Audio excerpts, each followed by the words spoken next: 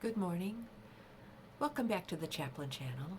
My name is Natalie. I'm the chaplain, and it is a blessing for me today to be reading from God's Word, the Bible.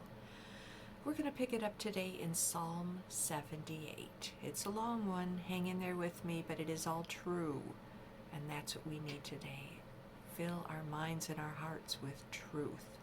There's so much deception out there in the world. There's so much lies. Hard to tell what's real and what's not real these days, but we know that God's Word is real, that God is real, that Jesus is alive. So listen today. Psalm 78, God's kindness to rebellious Israel, a contemplation of Asaph. Give ear, O my people, to my law. Incline your ears to the words of my mouth. I will open my mouth in a parable. I will utter dark sayings of old, which we've heard and known, and our fathers have told us. We will not hide them from their children, telling to the generation to come the praises of the Lord, and his strength and his wonderful works that he has done. For he has established a testimony in Jacob and appointed a law in Israel, which he commanded our fathers, that they should make them known to their children, that the generation to come might know them, the children who would be born, that they may arise and declare them to their children, that they may set their hope in God and not forget the works of God, but keep his commandments, and may not be like their fathers, a stubborn and rebellious generation, a generation that did not set its heart aright, and whose spirit was not faithful to God. The children of Ephraim, being armed and carrying bows, turned back in the day of battle. They did not keep the covenant of God. They refused to walk in his law, and forgot his works and his wonders that he had shown them.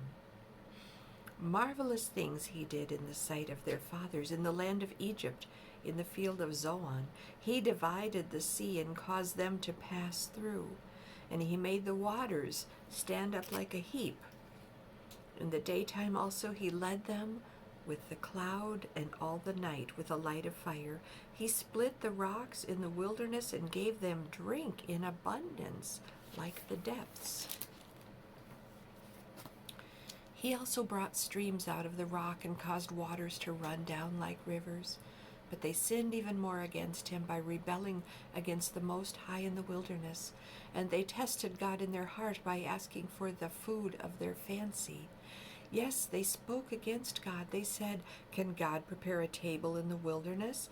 Behold, he struck the rocks so that the waters gushed out and the streams overflowed. Can he give bread also? Can he provide meat for his people?" Therefore the Lord heard this and was furious, so a fire was kindled against Jacob, and anger also came up against Israel, because they did not believe in God and did not trust in his salvation. Yet he had commanded the clouds above and opened the doors of heaven, had rained down manna on them to eat, and given them the bread of heaven. Men ate angels' food. He sent them food to the full. He caused an east wind to blow in the heavens, and by his power he brought in the south wind. He also rained meat on them like the dust, feathered fowl like the sand of the seas. And he let them fall in the midst of their camp, all around their dwellings. So they ate and were well filled, for he gave them their own desire. They were not deprived of their craving, but while the food was still in their mouths, the wrath of God came against them, and slew the stoutest of them, and struck down the choice men of Israel. In spite of this, they still sinned, and did not believe in the wondrous works of God. Therefore their days he consumed in futility, and their years in fear. When he slew them, they sought him, and they returned and sought earnestly for God. Then they remembered that God was their rock, and the Most High God their Redeemer. Nevertheless, they flattered him with their mouth, and they lied to him with their tongue. For their heart was not steadfast with him, nor were they faithful in his covenant. But he, being full of compassion, forgave their iniquity and did not destroy them. Yes, many a time he turned his anger away and did not stir up all his wrath, for he remembered they were but flesh, a breath that passes away and does not come again. How often they provoked him in the wilderness and grieved him in the desert. Yes, again and again they tempted God and limited the Holy One of Israel. They did not remember his power. The day when he redeemed them from the enemy, when he worked his signs in Egypt and his wonders in the field of Zoan, turned their rivers into blood and their streams that they could not drink. He sent swarms of flies among them which devoured them, and frogs which destroyed them. He also gave their crops to the caterpillar and their labor to the locust.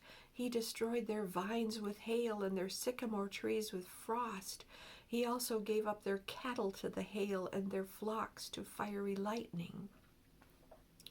He cast on them the fierceness of his anger, wrath, indignation, and trouble by sending angels of destruction among them. He made a path for his anger. He did not spare their soul from death, but gave their life over to the plague, and destroyed all the firstborn in Egypt, the first of their strength in the tents of Ham. But he made his own people go forth like a sheep, and guided them in the wilderness like a flock, and he led them on safely, so that they did not fear.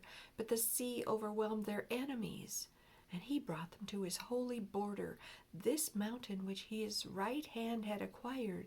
He also drove out the nations before them, allotted them an inheritance by survey, and made the tribes of Israel dwell in their tents. Yet they tested and provoked the Most High God, and did not keep his testimonies, but turned back and acted unfaithfully like their fathers. They were turned aside like a deceitful bow, for they provoked him to anger with their high places and moved him to jealousy with their carved images.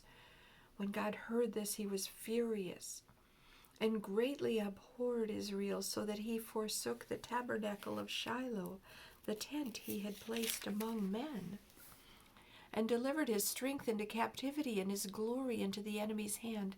He also gave his people over to the sword and was furious with his inheritance. The fire consumed their young men, and their maidens were not given in marriage. Their priests fell by the sword, and their widows made no lamentation.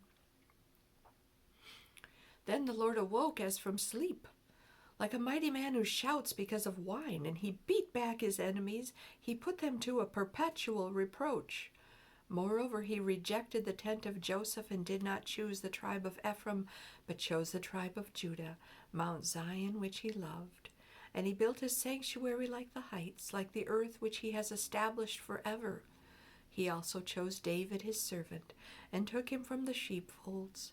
From following the ewes that had young he brought them, to shepherd Jacob his people and Israel his inheritance. So he shepherded them according to the integrity of his heart, and guided them by the skillfulness of his hands. These are the words of God, kind of a history of Israel and God's faithfulness to them despite their rejection of him. Still God loved them and faithfully delivered them time and time again, and set his servant David on the throne. Thanks for listening today. May the Lord bless you and keep you.